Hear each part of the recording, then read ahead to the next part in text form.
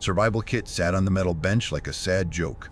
Rowan, the human survival instructor with a weathered face and the kind of casual slouch that suggested he'd seen worse, gestured at the collection of objects with one hand while scratching his neck with the other.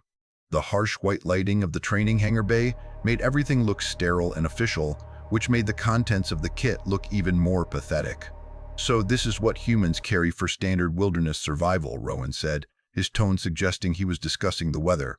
Petalia, the Florineth cadet with pastel pink and lavender petal-textured skin, leaned forward on the bench. Her two emerald-green eyes studied the kit's contents with visible skepticism. The small floral ridges framing her face seemed to tighten as she tilted her head, and the tiny buds in her vine-like hair barely twitched. The petal extensions along her shoulders rustled softly as she crossed both arms.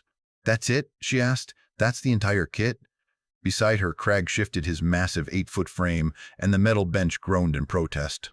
The Thalrex cadet's thick, dark gray bioorganic plated skin caught the overhead lights as he leaned forward, both heavily muscular arms resting on his knees.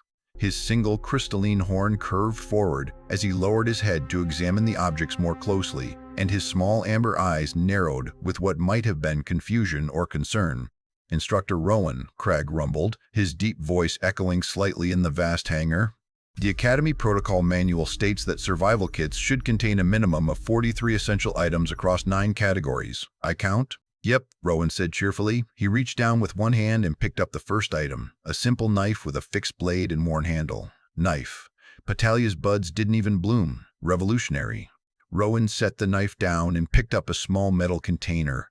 Water purification tablets. "Standard across all civilized species," Petalia said, examining her perfectly manicured petal-like fingernails with obvious disinterest. "Fire starter," Rowan continued, holding up what looked like a primitive rod and striker. Crag's plates rattled slightly. "Instructor, my species discovered thermal generation technology 6,000 years ago. We don't. W strike things together." "Rope," Rowan said, ignoring the comment entirely. "String," Petalia corrected with a dismissive wave of one hand. "You brought string to a survival course." "Emergency blanket." Rowan held up a compact silver package. "One blanket," Crag noted, consulting a datapad he held in one massive hand. His horn tilted as he scrolled through information. "The manual recommends thermal regulation systems with backup power supplies." "And this," Rowan said, picking up the final item with both hands like it was precious, "is a plastic bag." The hangar fell silent except for the distant hum of air circulation systems. Petalia's vine hair actually drooped. The buds sagged toward her shoulders, and the petal extensions along her wrists seemed to wilt slightly. She turned both emerald green eyes toward Crag, then back to Rowan. "A plastic bag," she repeated slowly. "Yup, for survival." "Multi-purpose," Rowan said, nodding enthusiastically. He set it down gently and stepped back, both hands on his hips in a gesture that suggested he'd just revealed something impressive. Crag's amber eyes blinked once, twice. His crystalline horn caught the light as he straightened to his full height, and the bench groaned with relief as his weight shifted. "Instructor Rowan, with respect, my personal grooming kit contains more items than this."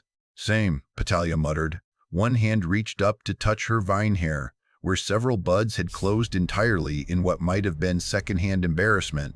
Rowan shrugged and walked over to the equipment locker lining the far wall.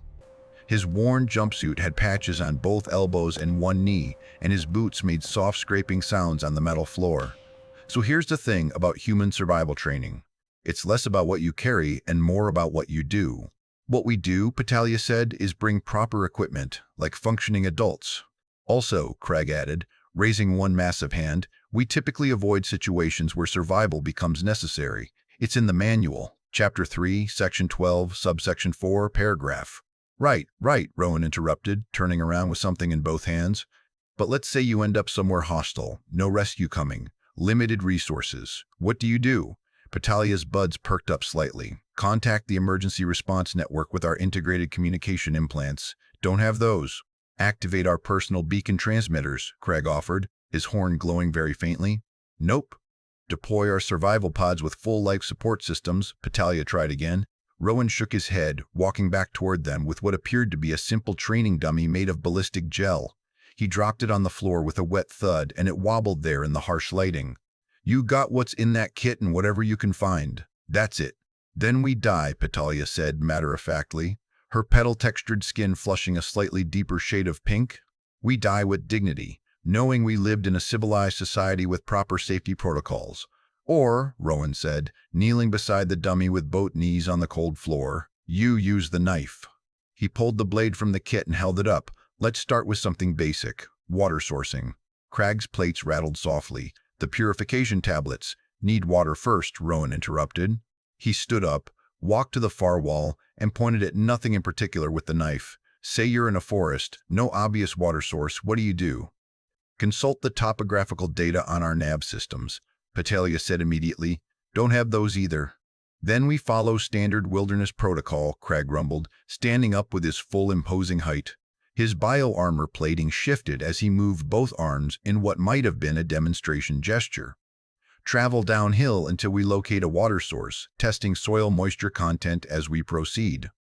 Sure, Rowan agreed. Or you can lick rocks. The hangar's air circulation system hummed loudly in the silence that followed. Petalia's vine hair buds bloomed slightly, a reflexive response to confusion. I'm sorry, did you say? Lick rocks, Rowan repeated casually. He walked over to an equipment crate, opened it with one hand, and pulled out an actual rock. Certain types of stone hold moisture. You lick them to determine water content and mineral composition. Craig's horn glowed brighter, pulsing with what was definitely agitation now.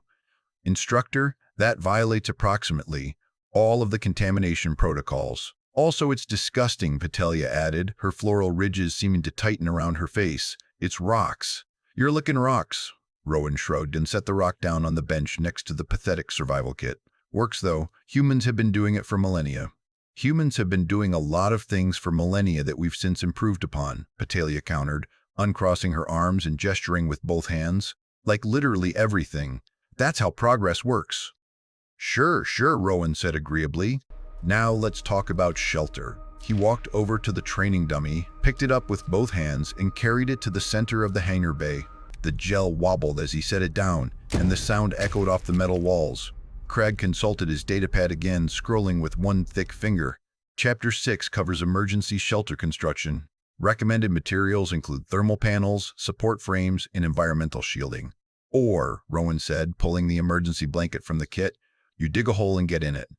Petalia's buds bloomed wider. Excuse me? Hole in the ground.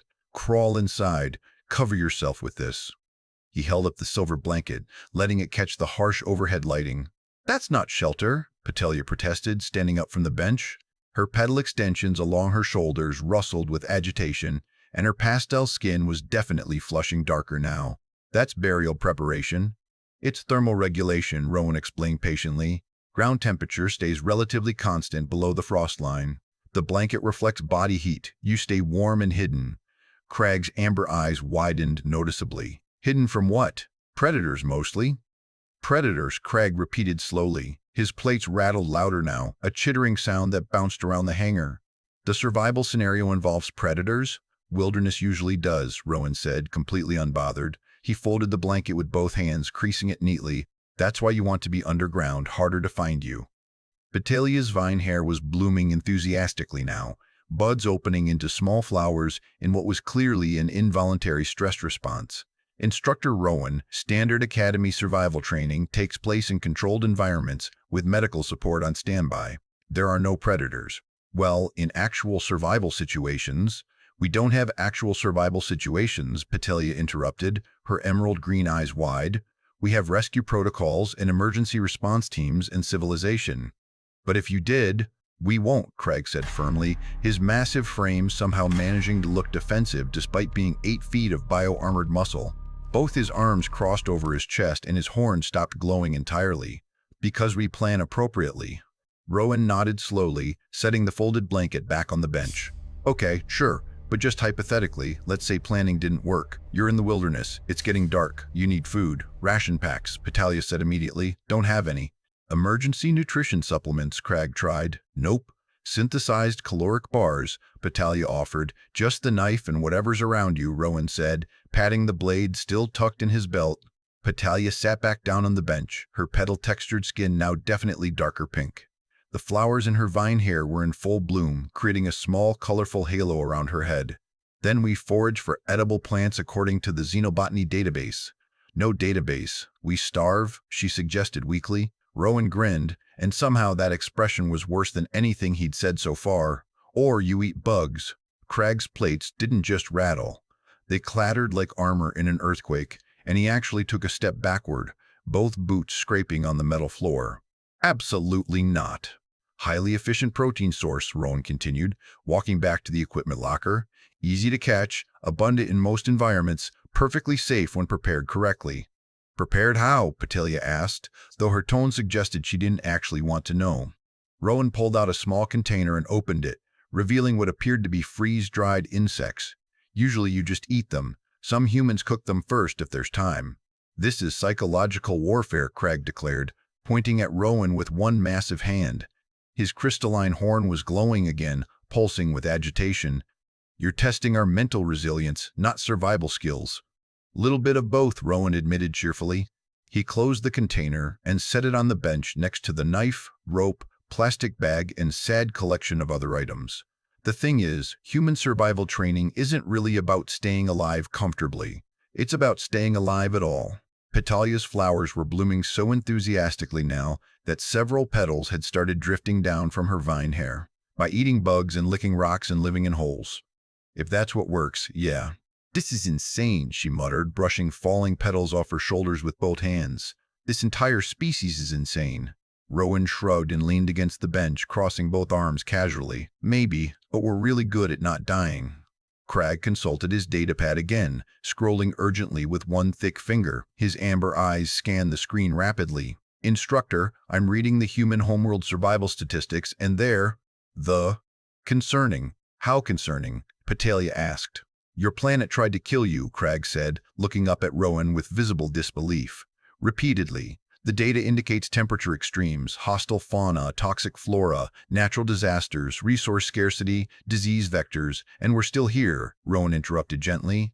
That's kind of the point. Petalia's emerald green eyes blinked several times. You're proud of this? I mean, yeah, it's impressive when you think about it.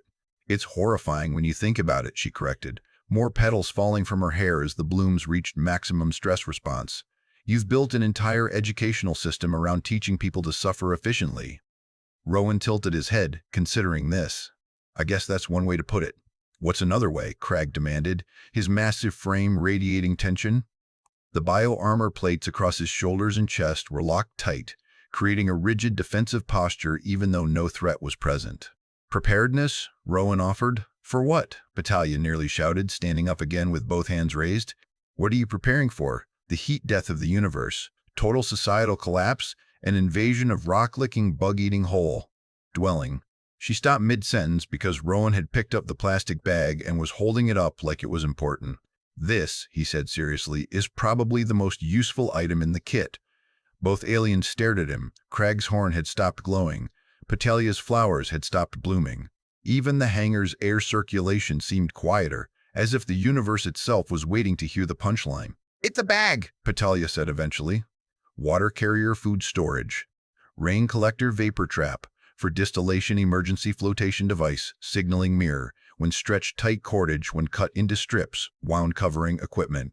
Waterproofing. Rowan rattled off uses while counting on the fingers of one hand, then switching to the other hand when he ran out of fingers. Craig's datapad slipped from his grip and clattered on the metal floor. You're telling me, Petulia said slowly, her voice dangerously quiet, that in a survival situation, a plastic bag is more valuable than, say, a functioning communications array? Depends on the situation, Rowan said reasonably. Can't drink water from a communications array. You can call for help with one, she shot back. Sure, if there's someone in range to hear it. If not, you still need water. Petulia opened her mouth, closed it, opened it again, then closed it once more. Her petal-textured skin was cycling through shades of pink and lavender like a malfunctioning display, and the floral ridges around her face had gone completely rigid.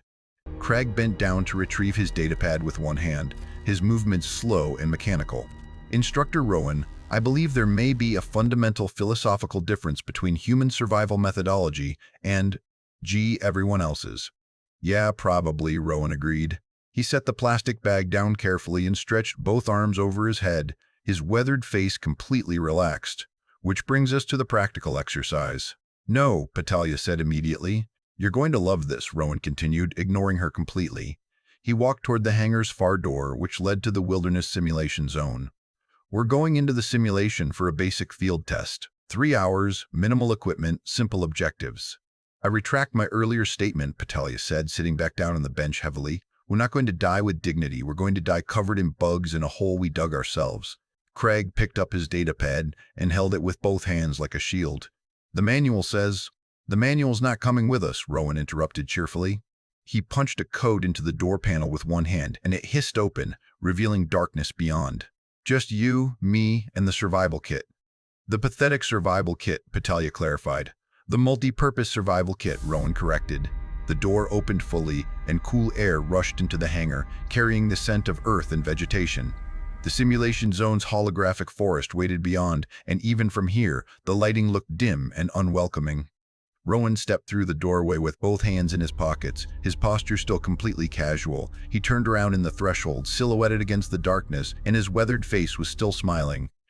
"Oh, one more thing," he said, his tone conversational and light. "The scenario includes some environmental challenges. Nothing too crazy, just enough to make it interesting." "Define interesting," Cragg rumbled, his horn starting to glow again. Rowan's smile widened just slightly. "Well, the simulation runs an apex predator behavior program, fully autonomous, adaptive AI. Really impressive stuff." Petalia's flowers bloomed so fast that a shower of petals exploded from her vine hair. "Predator? Yeah, it'll hunt you throughout the exercise. Tracks movement, heat signatures, sound. Pretty realistic." "Hunt us," she repeated, her voice climbing an octave. "Don't worry," Rowan said reassuringly, stepping backward into the darkness. "That's not the survival part." Craig's plates rattled so loudly it sounded like dropped cutlery. "Then what is?" Rowan's smile vanished entirely, and his weathered face became completely serious. When he spoke again, his casual tone had disappeared, replaced by something flat and matter-of-fact that somehow made the words worse. "Surviving is what happens after you realize," he said quietly, "that you're not the one being hunted." The door started to close, and Rowan's figure disappeared into the darkness of the simulation zone. His final words drifted back through the narrowing gap, carried on the cool air that smelled like earth and vegetation, and something else, something wild. The predator is. The door sealed shut with a hydraulic hiss, and the hangar fell completely silent except for the sound of petals falling from Petalia's hair, and the soft rattling of Craig's bio-armor plates, and the distant, terrible hum of the wilderness simulation zone powering up beyond the wall. The wilderness simulation zone smelled wrong. Petalia stood just inside the entrance, both hands clenched at her sides, trying to identify what was bothering her. It wasn't the dirt smell, rich and loamy under her feet. It wasn't the vegetation scent, thick with chlorophyll and growth. It was something else, something that made the buds in her vine hair want to close up tight and never open again. Beside her, Craig's massive frame blocked most of the artificial moonlight filtering through the holographic canopy. His crystalline horn glowed softly, casting pale light across his dark gray-plated skin as he turned his head slowly, scanning the forest with both amber eyes. "Instructor Rowan?" he called out, his deep voice swallowed almost immediately by the dense foliage. No response. Petalia's petal-textured skin flushed darker pink. "He just left us here. He walked us through the door and vanished." "Tactical assessment?" Craig suggested, though his plates rattled uncertainly. "Cowardice," Petalia countered. She took a step forward, and something crunched under her foot. Looking down, she saw the survival kit sitting on a flat rock, its pathetic contents arranged neatly. The knife, the rope, the plastic bag, the fire starter, the water tablets, the emergency blanket. "He left the kit," Craig observed, moving closer with heavy footsteps that made the simulated ground tremble slightly. "How generous," Petalia muttered. She bent down and picked up the knife with one hand, holding it like it might bite her. "So we have string and a rock-licking license. Perfect." A branch cracked somewhere in the darkness to their left. Both aliens froze. Craig's horn brightened, flooding the immediate area with crystalline light. His bio-armor plates locked with a chittering sound that seemed deafening in the quiet forest. "Movement," he rumbled. "Probably Rowan," Petalia whispered, though her flowers were blooming despite her best efforts. "Probably just testing us." Another crack, closer this time. Then Rowan's voice drifted through the trees, calm and conversational. "So the first rule of human survival is pretty simple. Don't panic." "Easy for you to say," Petalia called back, spinning toward the sound with the knife held in both hands now.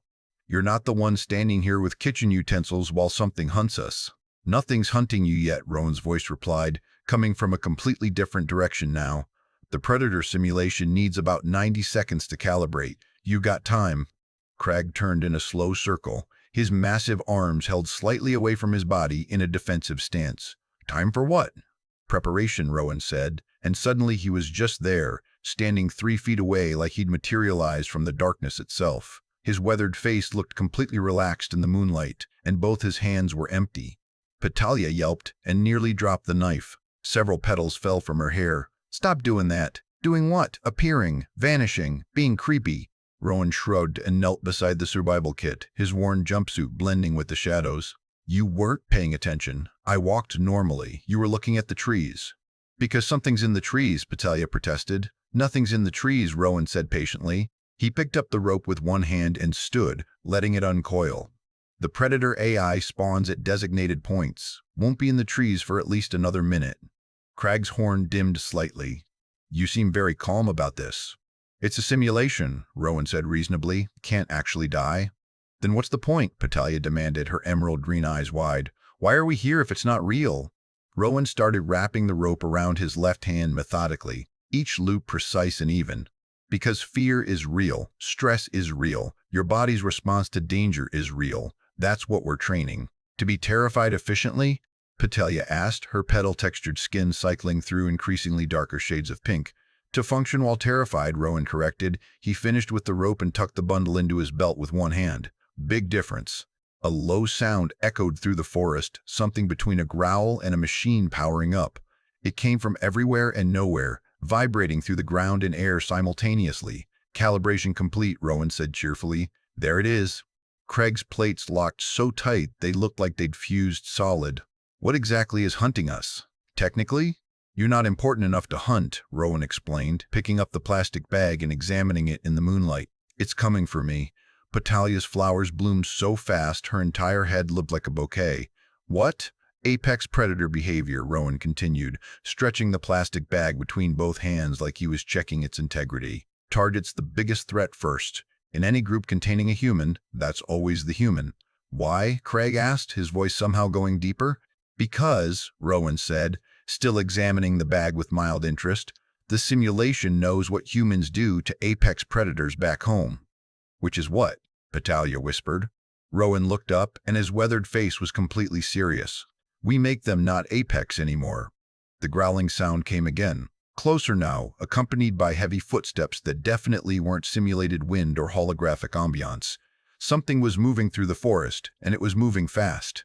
Craig grabbed his datapad from his belt with one hand, the screen illuminating his face with blue light. Accessing simulation parameters. If we can identify the predator type, we can formulate a defense strategy according to... The datapad exploded. Not literally exploded, but it sparked violently and went dead in Craig's massive hand, smoke rising from its edges. He dropped it with a startled grunt, and it hit the ground with a sad electronic whimper. No external technology, Rowan said apologetically. Simulation rule. Electromagnetic pulse at activation. Should have mentioned that earlier. You think? Petalia nearly shrieked, her vine hair curling wildly. Won't need it anyway, Rowan assured her. He stuffed the plastic bag in his other pocket and picked up the fire starter, testing the striker with his thumb. Sparks flew briefly, illuminating his face. The predator follows patterns. We just need to break its tracking. How?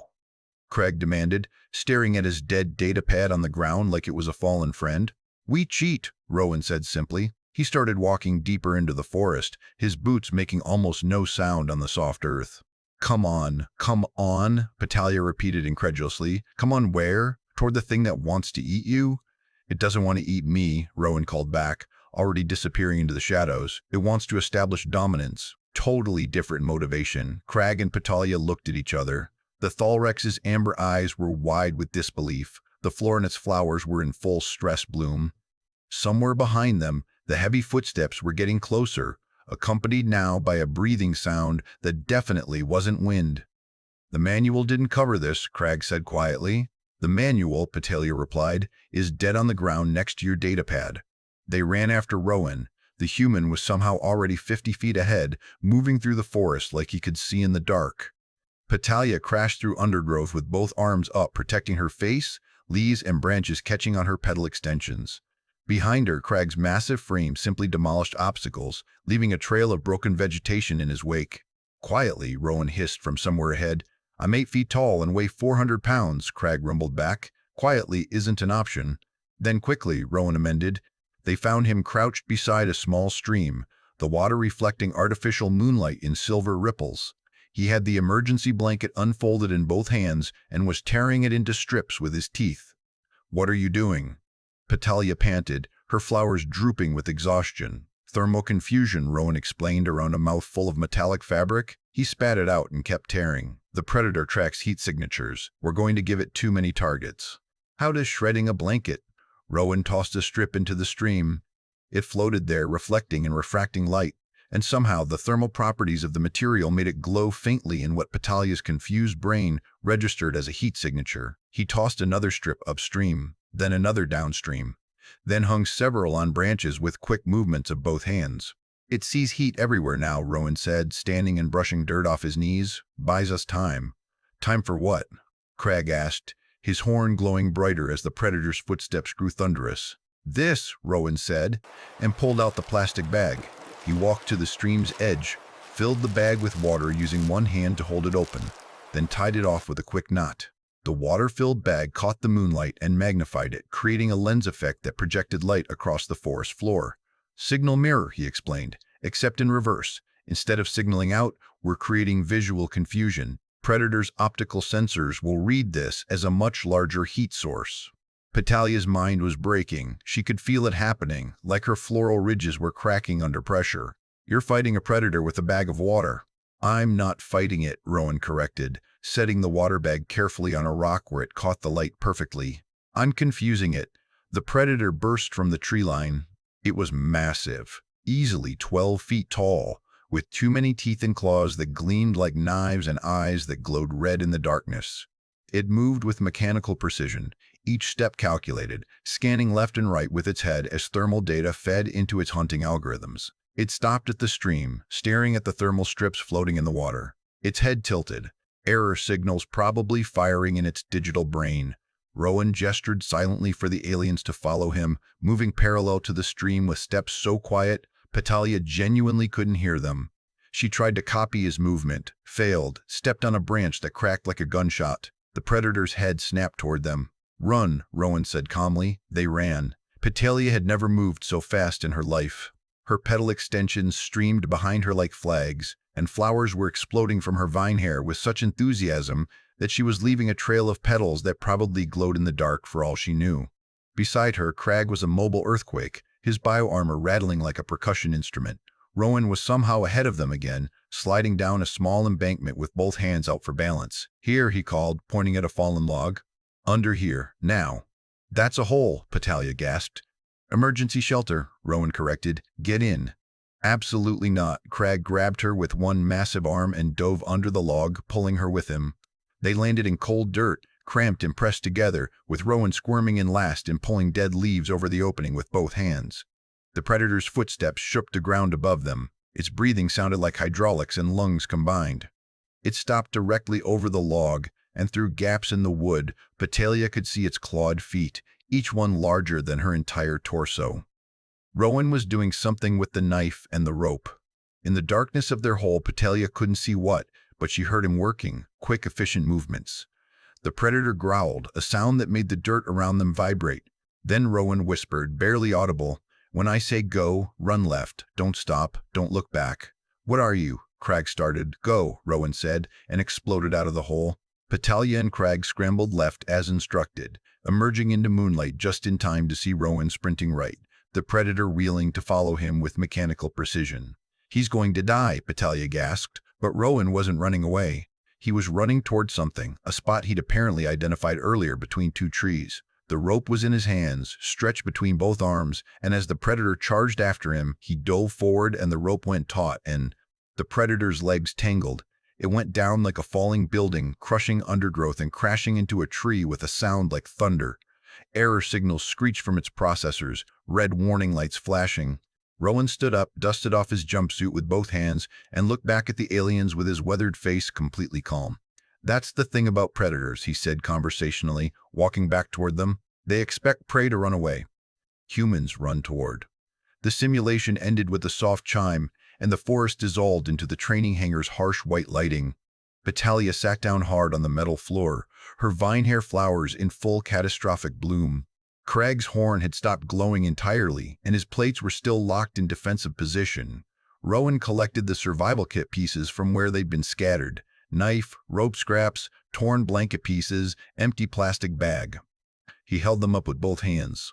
"Still think it's pathetic?" he asked, smiling slightly. Battaglia stared at him, at the simple tools that had somehow defeated a 12-foot murder machine, at the human who treated apex predators like minor inconveniences. "I'm filing a philosophical objection," she said quietly, "with the Academy Board, about humans. As a species." "Same," Craig rumbled. Rowan laughed and helped them both up. "You did great. Seriously. Most people panic way worse on their first run." "That wasn't survival training," Battaglia said, her flowers finally starting to close as the adrenaline faded.